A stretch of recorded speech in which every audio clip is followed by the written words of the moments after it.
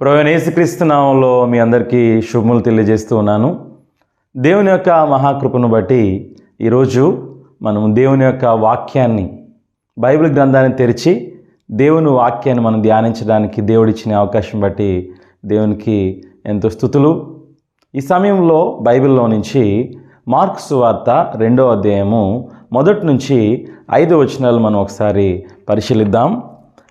Mark సువార్త 2వ అధ్యాయం 1 నుంచి 5 వచనాలు. కొన్ని దినములైన పిమ్మట ఆయన మరలా కపెర్నహూములోనికి వచ్చెను. ఆయన ఇంటి ఉన్నాడని వినవచ్చినప్పుడు అనేకులు కూడి వచ్చిరు గనుక వాకిటనైనను వారికి స్థలము లేకపోయాను. ఆయన వారికి వాక్యం బోధించుచుండగా కొందరు పక్షవాయువు గల ఒక మనుష్యుని 4 చేత మోయించుకొని ఆయన యొద్దకు తీసుకుని వచ్చిరి. చాలామంది కూడి ఉన్నందున వారు ఆయన యొద్దకు చేరలేక ఆయనున్న చోటికి పైగా ఇంటి కప్పు విప్పి సందు చేసి పక్షవాయువు గలవానిని పరుపుతోనే దింపిరి. యేసు వారి విశ్వాసం చూచి, కుమారుడా, నీ పాపములు క్షమింపబడి ఉన్నవని పక్షవాయువు గలవానితో చెప్పెను. ఈరోజు మనము యేసు ప్రభు వారిని వెంబడించేటప్పుడు చాలాసార్లు దేవుని యొక్క హృదయం ఏంటి అన్నది మనకు సరిగ్గా తెలియకపోయినట్లయితే మన యొక్క సొంత ఆలోచనల ప్రకారం దేవుణ్ణి వెంబడించడానికి ప్రయత్నిస్తాం. కానీ బైబిల్ చెప్తుంది, ఆయన తలంపులు వేరు, మన తలంపులు వేరు. ఆయన మార్గం వేరు, మన మార్గం వేరు. కాబట్టి ఈరోజు మనిషి ఎంతగా ప్రయత్నించేసి నేను దేవునికి ఇష్టమైన జీవితాన్ని జీవించడానికి ప్రయత్నిస్తున్నాను అని మనిషి ఎంత అనుకున్నప్పటికీ కూడా వాక్యం ప్రకారం అతని యొక్క జీవితం గనక వాక్యానుసారమైన ఆత్మీయ జీవితాన్ని కలిగి లేకపోయినట్లయితే దేవుని చేత ఏ వ్యక్తి కూడా అంగీకరించబడ్డు. కొంతమంది ప్రజలు యేసుప్రభు దగ్గరకు వచ్చి వాళ్ళు యేసుప్రభువుని ఒక స్వస్థపరిచే దేవుడుగాను, యేసుప్రభు వాళ్ళు ఏదైతే కోరికలు కోరుతున్నారో ఆ కోరికలు తీర్చే దేవునిగాను, ఇంకో మాటలో చెప్పాలి అంటే ప్రజలు యేసుప్రభు దగ్గరికి వస్తున్నారు, దేవుని దగ్గరికి వస్తున్నారు, కానీ వాళ్ళ ఆలోచనల ప్రకారంగా దేవుడు పని చేయాలని కోరుకుంటున్నారు. అంటే ఒక రోగంతో ఉన్న వ్యక్తికి ఇప్పుడు యేసుప్రభు ఎలా అంటే స్వస్థపరిచే దేవుడు, ఒక అవసరతలో ఉన్న వ్యక్తికి యేసుప్రభు ఎవరు అంటే అవసరతలు తీర్చే దేవుడు, ఒక ఆర్థిక సమస్య, కోర్టు సమస్య, ఇలాంటివన్నీ కూడా రకరకాల సమస్యలతో ప్రజలు యేసు దగ్గరికి వస్తున్నారు. చాలా మంచిదే. యేసుప్రభు వారు అన్నారు, ప్రయాసపడి భారం మోసుకుంటున్న సమస్య జనులారా నా యొద్దకు రండి, నేను మీకు విశ్రాంతిని ఇస్తానన్నాడు. కానీ మనము మన ఆలోచనల ప్రకారంగా ఉన్న దేవుణ్ణి మనం వెతకడం కాదు, కానీ యేసు దగ్గరికి మనం వచ్చినప్పుడు ఆయన యొక్క హృదయం ఏంటి, ఆయన మన పట్ల ఎటువంటి ఆలోచన అనేది కలిగి ఉన్నాడు, దేవుని యొక్క చిత్తం ఏమిటి అనేది కనుక మనం తెలుసుకున్నట్లయితే ఆయన అంగీకరించే ఆత్మీయ జీవితాన్ని మనము జీవించగలుగుతాం. బైబిల్లో చూస్తే మత్తయి సువార్త 7వ అధ్యాయంలో కూడా వాక్యం సెలవిస్తుంది, ఆ దినమందు అంటే ప్రభువు ముందు నిలబడే ఆ తీర్పు దినమందు అనేకులు ఆయన చూచి అంటారు. ఏమంటారంటే, ప్రభువా నీ నామంలో ప్రవచించలేదా, నీ నామంలో దెయ్యాలను వెళ్ళగొట్టలేదా, నీ నామంలో అనేకమైన సూచక్రియలు అద్భుతాలు చేయలేదా అని అడిగినప్పుడు ఆయన అంటున్నాడు, ఏమంటున్నాడంటే, ప్రభువా నన్ను పిలిచి ప్రతివాడు కూడా పరలోక రాజ్యంలో ప్రవేశించాడు, కానీ పరలోకమందు నా తండ్రి చిత్త ప్రకారం చేయువాడే పరలోక రాజ్యంలో ప్రవేశిస్తాడు. ఈరోజు ఈ ప్రాముఖ్యమైన విషయాన్ని గురించి మనం ఒక్కసారి ఆలోచిద్దాం.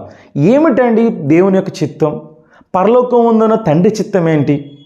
కొంతమంది దేవుడి చిత్తం ఏంటి అంటే మన బైబిల్ చదువుకోవడం దేవుడి చిత్తం అంటారు. ఇంకొద్దిమంది మన ప్రార్థన చేసుకోవడం దేవుడి చిత్తం అండి, మనం క్రమంగా సంఘానికి వెళ్ళడం దేవుడి చిత్తం, ఏదైనా దేవుని యొక్క పని వచ్చినప్పుడు ఆ పనిలో నమ్మకంగా దేవుడి కోసం కానుకలు ఇవ్వడం దేవుడి చిత్తం.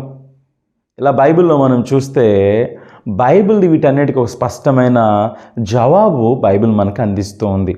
ఈరోజు మనం ఏమనుకుంటున్నామో అన్నది కాదు, కానీ ప్రాముఖ్యం ఈ వాక్యం, ఈ పరిశుద్ధ గ్రంథం ఏదైతే చెప్తుందో ఈ వాక్యం ప్రకారం మన యొక్క ఆత్మీయ జీవితం ఉందా లేదా అన్నది మనం ఒకసారి గ్రహించాలి.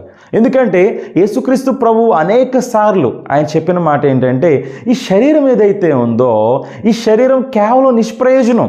ఈ శరీరంలో మనం ఏమి తిందామా, ఏమి తాగుదామా, ఏమి ధరించుకుందామా అని మనం ఎంత ఆలోచించి విచారించినప్పటికీ ఈ శరీరంలో మనం ఏం పడినా అంటే ఏది ప్రయాసపడినా సరే శరీరము కేవలం నిష్ప్రయోజనమైందిగా దేవుడు చెప్తూ ఉన్నాడు. మనల్ని జీవింపచేసేది ఏంటంటే దేవునిచ్చిన ఆత్మ. దేవుని యొక్క ఆత్మను ఎవరైతే పొందుకుంటారో, దేవుని యొక్క చిత్తాన్ని ఎవరైతే వాళ్ళ జీవితంలో కలిగి ఉంటారో, వాళ్ళు ఈ లోకంలో సంతోషమైన ఆత్మ జీవితాన్ని జీవించడం మాత్రమే కాదు, కానీ ఆ పరలోక రాజ్యానికి వెళ్ళే గొప్ప నిశ్చయత కలిగి ఉంటారు. అందుకే ప్రభు మాటల్లో మనం చూస్తే ఆయన అన్నాడు, కాబట్టి మీరు నా నీతిని నా రాజ్యమును మొదట వెతుకుడి, అప్పుడు మీకు అవన్నీ కూడా అనుగ్రహిస్తాను. ఈరోజు దేవుని వాక్యాన్ని వింటున్న ప్రియమైన సహోదరి సహోదరుడా, ఒక్కసారి మనం ఆలోచిద్దాం. మనం దేనికోసం ప్రభువుని వెంబడిస్తున్నాం? నిజంగా మనం ప్రభువుని వెంబడించేది మన అవసరతలను తీర్చే యేసు కోసం మనం ఎదురు చూస్తున్నామా, లేకపోతే ఆయన మన పట్ల ఏ చిత్తాన్ని కలిగి ఉన్నాడు, ఆయన మనకి ఏమి ఇవ్వాలనుకుంటున్నాడు, అటువంటి యేసు దగ్గరికి మనం వస్తున్నామా? చాలా బాధాకరమైన విషయం ఏంటంటే ఎంతోమంది క్రైస్తవులు వాళ్ళు దేవుని వెంబడిస్తున్నప్పటికీ కూడా ప్రభువు వారికి ఎంతవరకు అంటే కేవలం ఒక భౌతికమైన అవసరాలు తీర్చేంత వరకే, ఈ లోక సంబంధమైన విషయాల్లో సమస్యల్లో దేవుడు సహాయం చేసేవాడు అని ఇంతవరకు మాత్రమే నమ్ముతున్నారు. కానీ బైబిల్లో ఉన్న దేవుని హృదయాన్ని కనుక మనం కలుసుకున్నట్లయితే ఆయనిచ్చే నిత్య జీవము, ఆయనిచ్చే నీతిని గురించి మనం ఆలోచిస్తాం. ఇక్కడ చదువుకున్న వాక్య భాగంలో కూడా చూస్తే ఒక వ్యక్తి పక్షవాతం అనే సమస్యతో ఉన్నాడు. పక్షవాతంతో అతను చేతులు కదపలేడు, కాళ్ళు కదపలేడు. అతను ఒక బెడ్ మీద పడుకుని ఉన్నాడు. మరి ఇప్పుడు అతన్ని ఎవరైతే తీసుకొచ్చారో వారు మరి యేసుక్రీస్తు వాక్యం చెప్తున్న ఆ ఇంటిలో మొత్తం చుట్టూ అనేకమైన జనసమూహములు ఉండేసరికి వాళ్ళు ఏం చేశారు, ఆ ఇంటి పైకప్పు విప్పి యేసు ప్రభు వారు ఎక్కడున్నారో కరెక్ట్గా ఆయన ముందుకు వచ్చేలాగా ఆ పక్షవాతంతో ఉన్న వ్యక్తిని దించారు. మనందరికీ తెలిసిన విషయమే, మనం ఒకవేళ ఒక సమస్యతో డాక్టర్ దగ్గరికి వెళ్ళినట్లయితే మనం ఎక్స్పెక్ట్ చేసేది ఏంటి, మనం కోరుకునేది ఏంటంటే డాక్టర్ గారు ఆ రోగానికి మందు ఇవ్వాలి, ఆ రోగానికి పరిష్కారం చూపించాలి అని. మరి ఆలోచించండి, యేసుక్రీస్తు ప్రభువు దగ్గరికి కూడా ఈ పక్షవాతంతో ఉన్న వ్యక్తిని వారు తీసుకొచ్చారు. తీసుకురాగానే యేసు ప్రభు వెంటనే అతను చూసి, ఈయన ఎంత పక్షవాతం సమస్యతో ఉన్నాడు, ఇంత ఇంటి పైకప్పు కూడా తీసుకుని వచ్చారంటే ఇతను ఎంతగా స్వస్థత పొందుకోవాలనుకుంటున్నాడో అనుకుని వెంటనే యేసు అతని దగ్గరికి వెళ్ళి, ఓకే కుమారుడా నువ్వు లేచినాడు, నువ్వు స్వస్థత పొందుకో అని ఆయన చెప్పలేదు. ఆయన చెప్పిన మాటను కనుక మనం చూస్తే యేసు వారి విశ్వాసం చూచి, యేసు అతన్ని చూచి అంటున్నాడు, ఏమని అంటున్నాడంటే, కుమారుడా నీ పాపములు క్షమించబడి ఉన్నవి. ఇది ఎంతో అద్భుతమైన విషయం.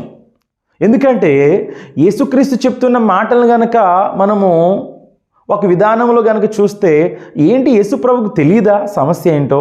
ఇతను వచ్చిందేమో భౌతికమైన రోగంతో వస్తే యేసుప్రభువేమో పాపాలు క్షమించబడ్డాయి అంటున్నాడు ఏంటి?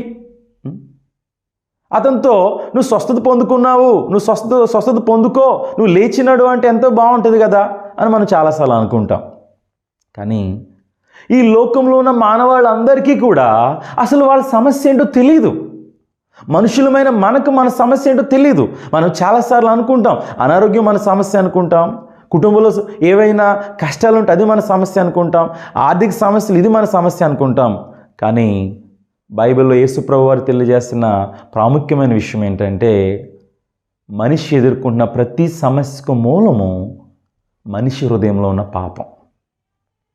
ఇతను వచ్చింది యేసు దగ్గరికి భౌతికమైన సమస్యతోనే వచ్చాడు, కానీ యేసు ప్రభు వారు అతని హృదయాన్ని ఎటువైపుగా నడిపిస్తున్నారు అంటే ఆత్మీయమైన సమస్య వైపుగా నడిపిస్తున్నారు. ఈరోజు మనలో చాలామంది యేసు ప్రభువుని మనం కలుసుకున్న సందర్భాలు, యేసు ప్రభువుని అంగీకరించిన సందర్భాలు వేరువేరుగా ఉండొచ్చు. ఒకసారి స్వస్థత పొందుకున్నప్పుడు నువ్వు కలుసుకుని ఉండొచ్చు, లేకపోతే ఒక సమస్యలో నుంచి నువ్వు బయటకు వచ్చినప్పుడు ఆయన కలుసుకుని ఉండొచ్చు. కానీ నువ్వు ఏ విధంగా ఆయన కలుసుకున్నప్పటికీ ఆయన నీకు ఇవ్వాలనుకుంటున్న గొప్ప నిరీక్షణ ఏమిటి అంటే ఆ పరలోక రాజ్యాన్ని గురించి నిరీక్షణ ఇవ్వాలనుకుంటున్నాడు. అందుకే ఈ పక్షవాతంతో ఉన్న వ్యక్తిని యేసు చూచి అంటున్నాడు నేరుగా, కుమారుడా నీ పాపాలు క్షమించబడ్డాయి. ఎందుకు అంటే మనంగా మన సమస్య ఏంటో మనం తెలుసుకోలేం. ఇతను భౌతికంగా ఇతను ఒక స్వస్థత పొందుకోవచ్చు. ఇప్పుడు స్వస్థత పొందుకున్నంత మాత్రాన అతనికి ఇంకా తర్వాత ఏ అనారోగ్యం రాదంటారా? ఇప్పుడు మనము మీ జీవితంలో మీరు గొప్ప స్వస్థత పొందుకున్నారు. ఒక చెయ్యి పడిపోయింది, కానీ చెయ్యి వెంటనే స్వస్థత పొందుకుంది. ఆ చెయ్యి పనిచేయడం మొదలుపెట్టింది. ఇంకా ఈ చెయ్యి మనకి ఎలాగే కంటిన్యూస్గా అసలు ఎటువంటి ఇబ్బంది లేకుండా పనిచేస్తుందని గ్యారంటీ ఏముందా? ఏమి కూడా లేదు. అంటే భౌతికమైన స్వస్థత అది తాత్కాలికంగా మనిషికి ఉపయోగపడుతుంది తప్ప, యేసుక్రీస్తు ప్రభువు కూడా మరి ఆయన కొన్నిసార్లు ఈ లోకంలో ఉన్నప్పుడు కొన్ని అద్భుత కార్యాలు చేసినప్పుడు ఆయన చెప్పిన మాటను మనం చూస్తే ఆయన అంటాడు, నువ్వు వెళ్ళి ఎవరితో ఏం చెప్పకు అన్నాడు. ఎందుకంటే ఆయన మనిషికి ఏదో స్వస్థత ఇవ్వాలన్నది ఆయన ఉద్దేశం కాదు.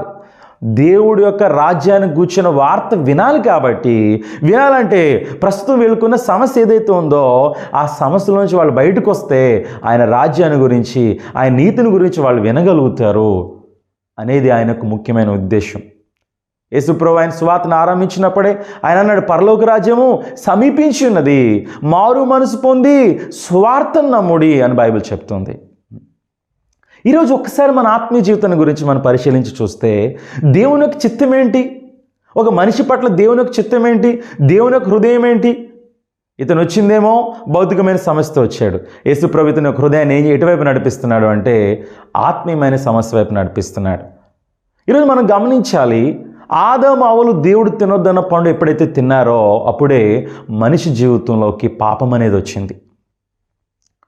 పాపము మానవుల్లోకి ఎప్పుడైతే ప్రవేశించిందో పాపము ద్వారా మరణము అందరికీ సంప్రాప్తమాయెను. చూడండి, పాపం అంటే మనిషి చేసే ఏదో క్రియల వల్ల మనిషి పాపవుతున్నాడని కాదు. మనిషి ఎటువంటి మంచి చెడు క్రియ చేయకముందే విత్తనము ఆదాము అనే ఒక మనుషుడు ద్వారా మనందరం కూడా పాపాన్ని పొందుకున్నాం. అందుకే ఈ పాపి ఏది చేసినా సరే దేవుడు అంగీకరించడు. ఈరోజు చాలామంది ప్రజలు ఆలోచిస్తూ ఉంటారు ఏంటంటే, ఓకే, నేను అంతకుముందు యేసుని తెలుసుకోముందు నేను పాపాన్ని చేశాను, కానీ యేసుని తెలుసుకున్న తర్వాత నేను అన్నీ కూడా మంచి పనులు చేస్తూ ఉన్నాను, కాబట్టి నేను చేస్తున్న ఈ మంచి పనులు బట్టి నా పాపం అంతా కూడా కప్పివేయబడుతుంది, నా పాపం అంతా కూడా పరిహరించబడుతుంది. ఒకవేళ నేను చేసిన మంచి పనులు అలాగే నేను చేసిన పాపాలు రెండు బ్యాలెన్స్ అయిపోతే దేవుడు నన్ను అంగీకరిస్తాడేమో. ఈరోజు మనం ఆలోచించినప్పుడు వినడానికి ఇది ఎంతో హాస్యాస్పదంగా ఉన్నప్పటికీ చాలామంది దేవుడి దగ్గరకు వచ్చి వాళ్ళు ఏం చేయాలనుకుంటున్నారు అంటే యేసుక్రీస్తు దగ్గరకు వచ్చి కూడా వాళ్ళు ఏదో చేయడానికి ప్రయత్నిస్తున్నారు. అంటే దేవుడి చిత్తాన్ని వాళ్ళు ఏదో నెరవేర్చడానికి ప్రయత్నిస్తున్నారు. దేవుడు చెప్పిన మాటలు మేము వినాలి, దేవుడు చెప్పిన మాట మేము ఇదేదో చూపించాలి, దేవుడు చెప్పిన మాట ప్రకారం మేము జీవిస్తే అప్పుడు ఆయన రాజ్యంలోకి వెళ్తాం. అంటే పాస్టర్ గారు, మరి మీరు దేవుడి మాట వినొద్దని మీరు చెప్పాలనుకుంటున్నారా? లేదండి, నేను అలా చెప్పాలనుకోవట్లేదు. కానీ మీరు ఒక్కసారి కనుక దేవుడు మాట ఏదైతే ఉందో దాన్ని ఉన్నది ఉన్నట్టుగా మీరు చేయడానికి ప్రయత్నం చేసినప్పుడు మీరు తెలుసుకునే విషయం ఏంటంటే మనిషి దగ్గర ఎటువంటి శక్తి అనేది లేదు. ఒక వ్యక్తి అబద్ధం మానేయడానికి ప్రయత్నం చేస్తే అతనికి అర్థమవుద్ది ఒక విషయం, అదేంటంటే అబద్ధం మానే శక్తి నా దగ్గర లేదు. ఒక వ్యక్తి నేను పాపాన్ని మానేయాలి అని ప్రయత్నం చేసినప్పుడు అతను తెలుసుకునే విషయం ఏంటంటే కొన్ని రోజుల వరకు నేను పాపం చేయకుండా ఉండగలుగుతున్నాను, కానీ మరలా ఆ పాపపు ఆలోచనలు అలాగ వస్తున్నాయి. ఏంటి సమస్య? మనిషి దగ్గర కనుక పాపాన్ని నుంచి బయటకు వచ్చే శక్తి ఉన్నట్లయితే దేవుడు తన కుమారుణ్ణి ఈ లోకంలోకి రక్షకునిగా పంపించాల్సిన అవసరం వచ్చేది కాదు. అందుకే ఈ పాపపు సమస్యను పరిష్కరించాల్సిన ఎవరు? ఈ పాపపు సమస్య ఎందుకు పరిష్కరించబడాలి అని కనుక ఆలోచిస్తే మొదటి దశలోని రాసిన పత్రిక 4వ అధ్యాయం 3వ వచనంలో బైబిల్ చెప్తుంది దేవునికి చిత్తం ఏమిటి. బైబిల్ అనేక వచనాల్లో దేవుడు తనకు చిత్తాన్ని గురించి తెలియజేశాడు.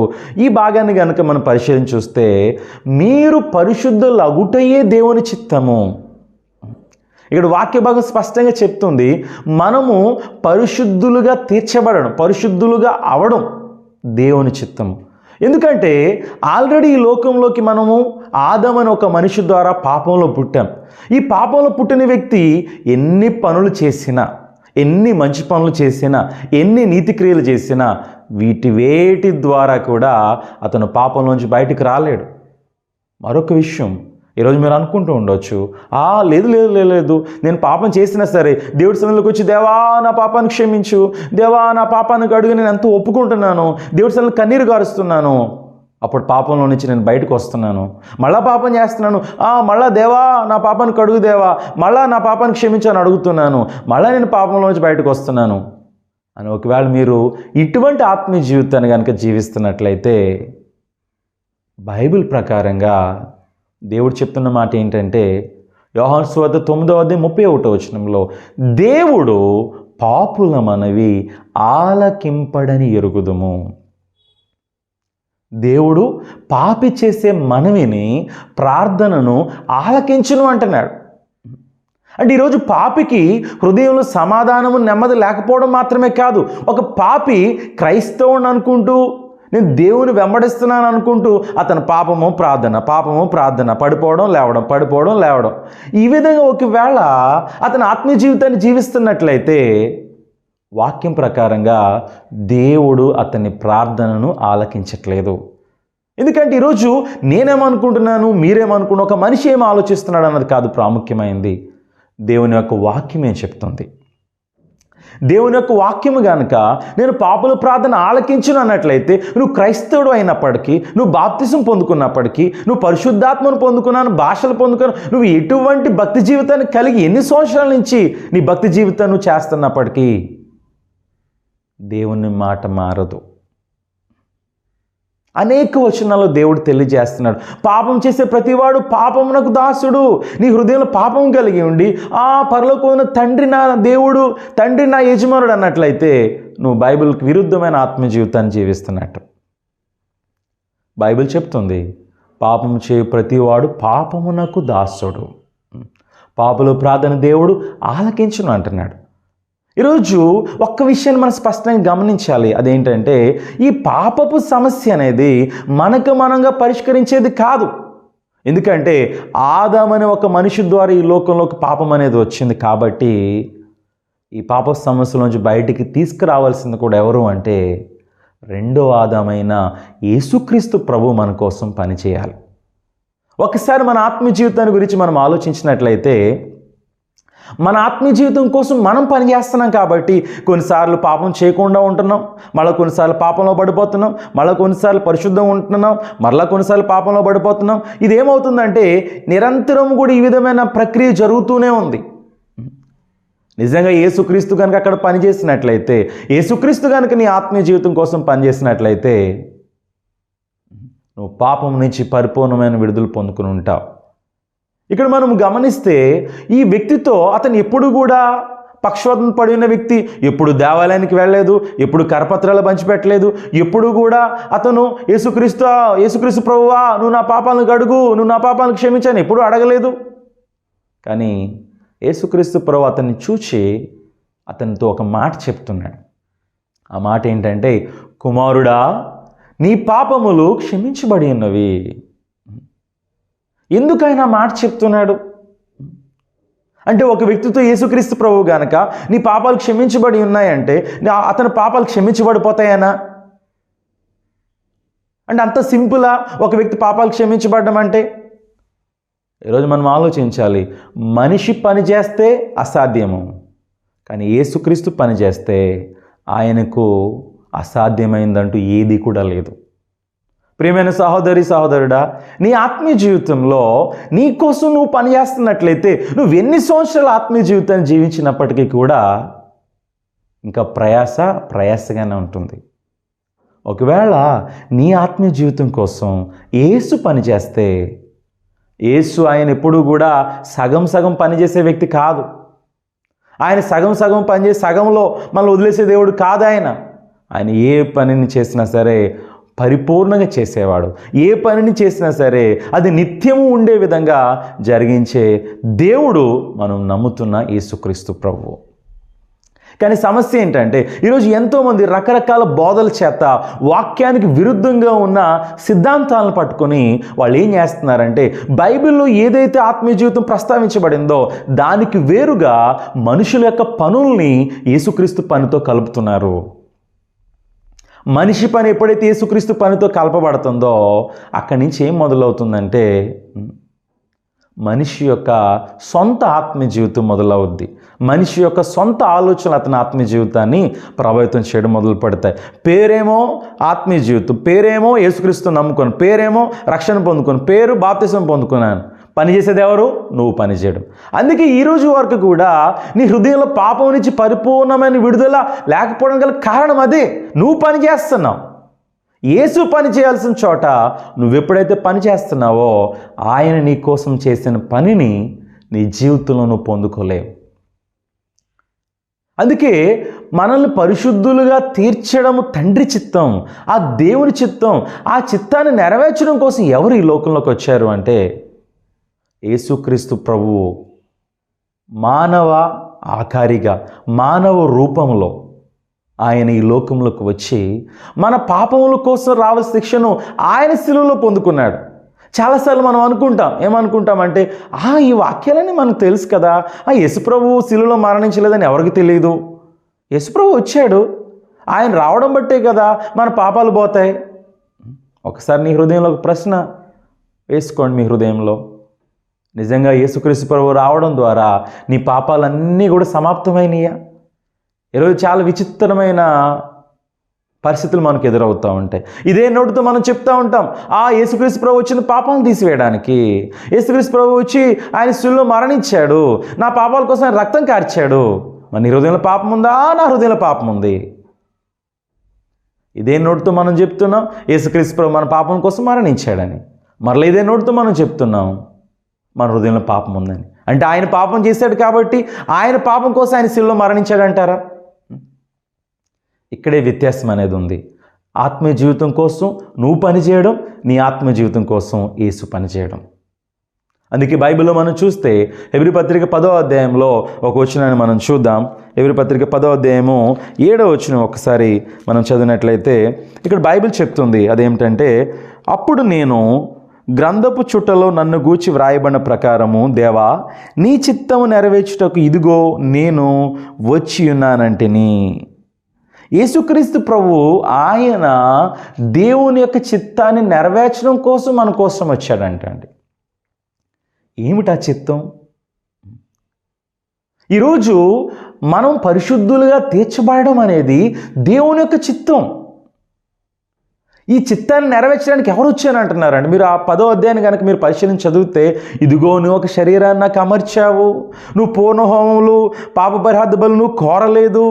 ఈ మాటలన్నీ కూడా ఎవరు చెప్తున్నారు అంటే దేవుడు చెప్తున్నాడు, యేసుక్రీస్తు ప్రభు చెప్తున్నాడు. నువ్వు నాకు ఒక శరీరాన్ని అమర్చావు అంటే పాపములో ఉన్న మానవాళ్ళందరినీ కూడా పరిశుద్ధులుగా తీర్చే ఆ దేవుని చిత్తాన్ని నెరవేర్చడానికి ఈ లోకంలోకి యేసుక్రీస్తు ప్రభు వచ్చాడు.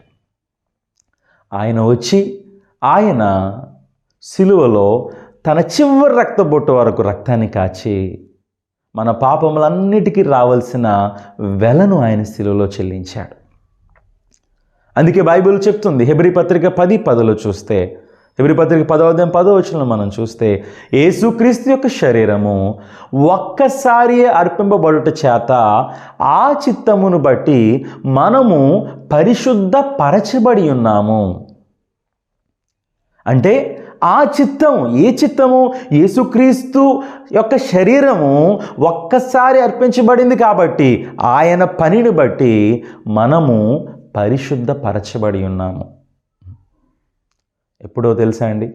యేసుక్రీస్తు ప్రభు ఎప్పుడైతే 2000 సంవత్సరాల క్రితం ఆయన శిలువలో మరణించాడో అప్పుడే నీ పాపం కోసం, నా పాపం కోసం, ఈ లోకంలో ఉన్న మానవాళ్ళందరి పాపం కోసం ఆయన శిలువలో రక్తం కార్చి మన పాపాలన్నిటినీ సమాప్తం చేశాడు. ఆ చిత్తము నెరవేర్చాల్సిన యేసుక్రీస్తు ప్రభు, ఆ పనిని చేయాల్సింది యేసుక్రీస్తు ప్రభు వారు చేయాలి. కానీ ఈరోజు మనం గనక ఆయన స్థానంలోకి వెళ్ళి మనం పరిశుద్ధులు అవ్వడానికి ప్రయత్నిస్తున్నట్లయితే, మనం మన పాపం నుంచి బయటకు రావడానికి ప్రయత్నిస్తున్నట్లయితే, అంతకు మించిన దయనీయమైన ఆత్మీయ జీవితం మరొకటి లేదు. అంతకు మించిన ఆత్మీయ ప్రయాస అనేది ఇంకోటి లేదు. ఈరోజు ఎంతోమంది పరిగెడుతున్నారు, ఎంతోమంది ప్రయాసపడుతున్నారు. బైబిల్ చెప్తుంది, పొందగోరు వాని వలనైనను ప్రయాసపడ వాని వలన కాదు, కానీ కరుణించు దేవుని వలనని సమస్తము జరుగును. ఈరోజు దేవుని యొక్క కృప నీ కోసం సిద్ధపాటు చేయబడి ఉంది. కానీ ఆ కృపను పొందుకోవడానికి బదులు అనేక మంది క్రైస్తవులు దేవుడి దగ్గరికి వెళ్ళి వాళ్ళు ఏదో చేయడానికి ప్రయత్నిస్తున్నారు. అందుకే యేసుక్రీస్తు ప్రభు ఆ పక్షవాతంతో ఉన్న వ్యక్తి దగ్గరికి వచ్చి ఆయన అంటున్నాడు కదా, ఏమంటున్నాడంటే, కుమారుడా నీ పాపాలు క్షమించబడి ఉన్నవి. ఆయనకు అధికారం ఉంది. ఆయన యొక్క అధికారంతో ఈ మాట చెప్తున్నాడు. ఈ లోకంలో ఉన్న గొప్ప గొప్ప మనుషులు, గొప్ప గొప్ప ప్రధానులు, అధ్యక్షులు వాళ్ళ యొక్క మాట ద్వారా పనిచేస్తారు. అంటే వాళ్ళ మాటకు అధికారం ఉంటుంది. ఇది మారాలి అంటే వాళ్ళు చెప్పిన మాట ప్రకారం ఆ విధంగా జరుగుద్ది. ఈ లోకంలో ఉన్న ఒక మనిషి మాటకి అంత గొప్ప విలువ ఉన్నట్లయితే పరలోకమందున్న దేవుడు ఆయన పంపించిన కుమారుడు యేసుక్రీస్తు ప్రభువు గనక నీ పాపములు క్షమించబడ్డాయి అంటే ఖచ్చితంగా నీ పాపాలు క్షమించబడినట్టే. ఆ చిత్తము మనం కాదండి నెరవేర్చాల్సింది. ఆ చిత్తాన్ని నెరవేర్చడానికి ఎవరు వచ్చారు అంటే యేసుక్రీస్తు వచ్చాడు. ఆయన చేసిన పనిలో ఏ లోపము లేదు. ఆయన గనక ఏదైనా ఒక పనిని చేసినట్లయితే అందులో సగం మనం చేసి సగం యేసుక్రీస్తు చేసేటట్లయితే అది రక్షణని అనబడదు. దానికోసం యేసుక్రీస్తు త్యాగం చేశాడని చెప్పడానికి కూడా లేదు. నిజంగా మన పాపముల కోసం మనం ఏమీ చేయలేం కాబట్టి మన పాపముల కోసం రావాల్సిన వెలనంతటినీ కూడా, మన మీద ఉన్న పాపపు అప్పునంతటినీ కూడా యేసుక్రీస్తు ఆయన శిలువలో చెల్లించి ఆయన అంటున్న మాట ఏంటో తెలుసా? సమాప్తమైనది. నీ పాపపు సమస్యని శిలువలో సమాప్తం చేశాను. నీ మీద ఉన్న పాపపు అప్పు వెలను నేను శిలువలో చెల్లించాను. ఏమండి, దేవుడు కనుక ఒక పాపిని చూసి ఓకే పాపివా నువ్వు, ఓకే నువ్వు నీతిమంతుడు అని అన్నట్లయితే దేవుడు అన్యాయస్తుడైన న్యాయాధిపతి అవుతాడు. ఆయన రైట్ జడ్జి అవడు. పాపి పొందుకోవాల్సిన మరణం ఏదైతే ఉందో ఆ పాపి యొక్క పాపపు జీతం యొక్క వెల ఏదైతే ఉందో బైబిల్ చెప్తుంది, రక్తము చిందింపబడకుండా పాపక్షమాపణ కలగదు. ఆ రక్తము చిందించబడ్డమని వెల చెల్లించబడిన తర్వాత యేసుక్రీస్తు ప్రభు పూర్తిగా ఆ పాపానికి రావాల్సిన వెలను చెల్లించిన తర్వాత అప్పుడు దేవుడు పిలుస్తున్నాడు, కుమారుడా నీ పాపములు క్షమించబడ్డాయి. యేసుక్రీస్తు ప్రభు ఎందుకు ఆ సత్యాన్ని తెలియజేస్తున్నాడు ప్రజలకి అంటే ఆయన ఏదైతే శిలువలో కార్యం చేయబోతున్నాడో ఆ కార్యం ద్వారా ఈ లోకంలో ఉన్న ప్రజలందరూ కూడా పాపక్షమాపణ పొందుకుంటారు. ఆ యేసుక్రీస్తు ప్రభు 2000 సంవత్సరాల క్రితమే ఆయన శిలువలో తన కార్యాన్ని చేశాడు. ఆ కార్యం ద్వారా మన పాపములన్నిటికీ కూడా విమోచన అనేది కలిగింది. అందుకే ఈ తండ్రి చిత్తాన్ని నెరవేర్చాల్సింది మనం కాదు.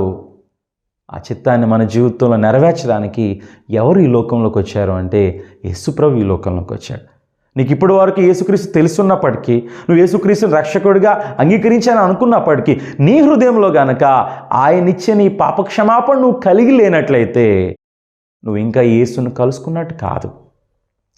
ఆయనకి మనకి అడ్డుగా ఉన్న ఈ పాపపు గోడ తొలగించబడి లేకపోయినట్లయితే నువ్వు యేసుని రక్షకునిగా పొందుకున్నట్టు కాదు. యేసుక్రీస్తు ప్రభువుని గనక నీ హృదయంలో ఆయన చేసిన కార్యాన్ని విశ్వసించినట్లయితే ఆ పని ద్వారా మనందరం కూడా పరిశుద్ధ పరచబడి ఉన్నాం. ఇది నిజమైన శుభవార్త. దేవుడు ఇన్ని రోజులు నీ హృదయంలో ఏదైతే అసమాధానంతో ఉన్నావో, ఏదైతే పాపపు నింద నిన్ను వేధిస్తూ ఉందో, ఆ పరలోక రాజ్యం నేను వెళ్తానా లేదా అని ఒక అనిశ్చితి నీ హృదయంలో ఉందో, వాటన్నిటికీ ఈరోజు యేసుక్రీస్తు నీకు సమాధానాన్ని ఇవ్వాలనుకుంటున్నాడు. వాటన్నిటికీ ఈరోజు ప్రభువు నీకు జవాబు ఇవ్వాలనుకుంటున్నాడు. నా కుమారుడా, నేను నీ పాపాలు క్షమించాను. నేను నీ పాపాలు క్షమించబడి ఉన్నాయంటే నీ పాపాలు క్షమించబడి ఉన్నాయి. చూడండి, మరొక మాట చూద్దాం బైబిల్లో నుంచి. రోమపత్రిక 8వ అధ్యాయం మనం ఒకసారి చూద్దాం. ఇక్కడ వాక్యం చెప్తున్న మాట ఏంటంటే, దేవుడు గనక మన పాపాలను క్షమించినట్లయితే, చూడండి 33వ వచనం, దేవుని చేత, రోమపత్రిక 8:33, దేవుని చేత ఏర్పరచబడిన వారి మీద నేరము మోపువాడు ఎవడు? నీతిమంతులుగా తీర్చువాడు దేవుడే. శిక్ష విధించువాడెవడు? చనిపోయిన క్రీస్తు యేసే. అంతేకాదు, మృతుల్లోని లేచినవాడును, దేవుని కుడిపార్శ్వన ఉన్నవాడును, మన కొరకు విజ్ఞాపనము కూడా చేయవాడును ఆయనే. అంటే ఈరోజు బైబిల్లో దేవుడు చాలా స్పష్టంగా చెప్తున్నాడు, దేవుని నీతిమంతుడు అంటే నువ్వు నీతిమంతుడు. దేవుని చేత ఏర్పరచబడిన వారి మీద నేరం మోపవాడెవడు? నీ మీద నేరం మోపడానికి ఎవరో కూడా లేరు. ఎవరు వస్తారో తెలుసా? సాతానుడు వస్తాడు. సాతానుడు వచ్చి నేను నిందిస్తాడు. నువ్వు అబద్ధం ఆడుతున్నావు, నువ్వు కోపడుతున్నావు కదా, నువ్వు ఎలా నీతిమంతుడు అవుతావు? దేవుడు నీతిమంతుడు అంటే నువ్వు అలా నీతిమంతుడు అయిపోతావా? అంత తేలిక? ఇలాంటి ఆలోచనతో అన్నిటితో వస్తాడు. కానీ మనము ఈరోజు దేవుని యొక్క చిత్తాన్ని మనం తెలుసుకుంటే మన పని ద్వారా ఇది ఎప్పటికీ జరగదు, మన ద్వారా అవ్వదు. కాబట్టి ఆ పనిని, ఆ చిత్తాన్ని ఎవరు జరిగించారు అంటే కల్వరి శిలువలో యేసుక్రీస్తు ప్రభు వారు మన కోసం జరిగించారు.